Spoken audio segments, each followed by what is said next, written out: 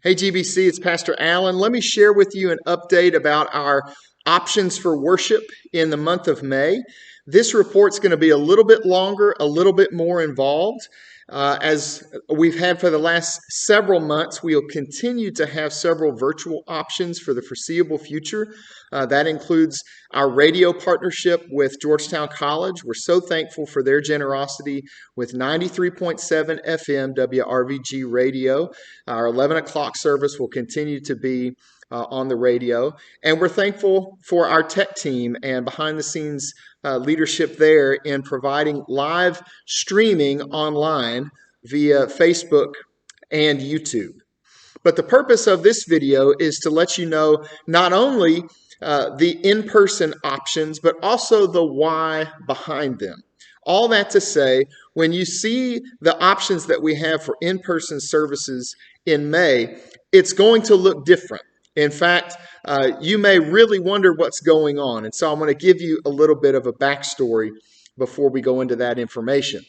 So the first factor that the task force took into consideration when getting ready for May is that it's just a strange, different sort of month. The second Sunday of the month is Mother's Day. We also have Youth Sunday, as we've had on the third Sunday for many years now. And then, of course, the fifth Sunday of the month is Memorial Day weekend. So several special considerations to take into place.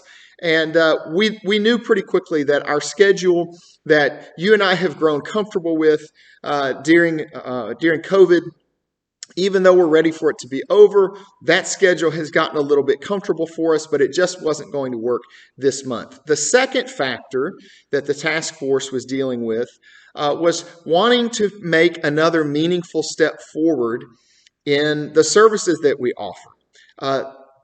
It's to celebrate that our seniors in particular, our 60 and over crowd, the vast majority, 85%, 90%, 95%, I'm not sure. But the vast majority of our folks over the age of 60 are vaccinated. And so we wanted to recognize that and provide them an additional opportunity by scheduling a second service this month just for our over 60 crowd. And then lastly, you're also going to notice some changes in our starting times. And let me explain a little bit about what that's about. On the weeks that we have an early service for the over 60 crowd, we're going to try to give ourselves a few extra minutes because, frankly, once we disinfect things, we want to let the air sort of calm down before the next crowd comes in. Let that work through the air and settle down before the 11 o'clock crowd starts to come in. And then on Mother's Day, it's going to be a little bit different too because we want to offer three service options, similar to what we've done on Christmas Eve and on Easter.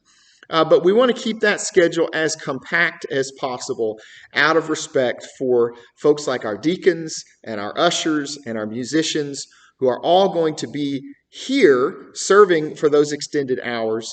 And we want to try to get them on to be able to be with their families as quickly as we can.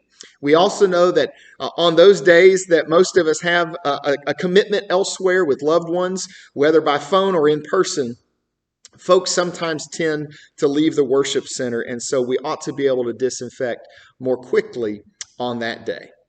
So, with all of that being said, let me share with you information about the specific in-person service options that we have in the month of May. First of all, on the first Sunday of the month, May 2nd, we have an 8:45 service for the over 60 crowd and an 11 o'clock service for last names A through F. On May 9th, that's Mother's Day.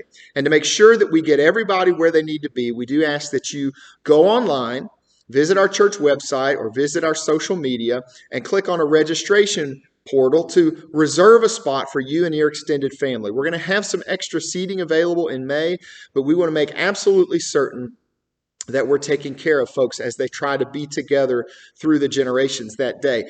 I will not be surprised to learn on that day that we have family members who get together in person for the first or one of the first times in 14 or 15 months. And we want to make that day special and safe for them. The following Sunday, May 16th, is Youth Sunday. And so that's a one service Sunday at the 11 o'clock hour. It'll be our youth group and the families of middle school and high schoolers. May 23rd is the fourth Sunday of the month. Again, on that day, we'll have an 8:45 service for our over 60 crowd, and at 11, it'll be for last names G through Q. And then on May 30th, Memorial Day weekend, we'll have one service that day at 11 o'clock for last names R through Z. Now, all of that will be in your newsletter, and my recommendation for you would be to take out your newsletter, put it up on the refrigerator like we used to before Corona. Leave it up there for the month. If you're someone who works off of a calendar, if you're like me and you use an online device or something to keep you running, I would, as soon as you get that, go ahead and enter those reminders into your phone. And that information that I just shared is already available on social media. So there's lots of places that you can already get that information in a printout format, and we'll continue to remind you as we go through the month. We already anticipate that things in June will be much simpler, and we look forward to that. Thanks for bearing with us as we try to keep folks safe and honor those special commitments in the month of May.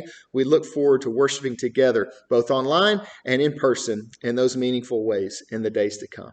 Thank you, friends. God bless you. What a joy it is to worship with you when we can, to serve alongside one another, and always to have fellowship. Thank you for your friendship and for your love. God bless. See you soon.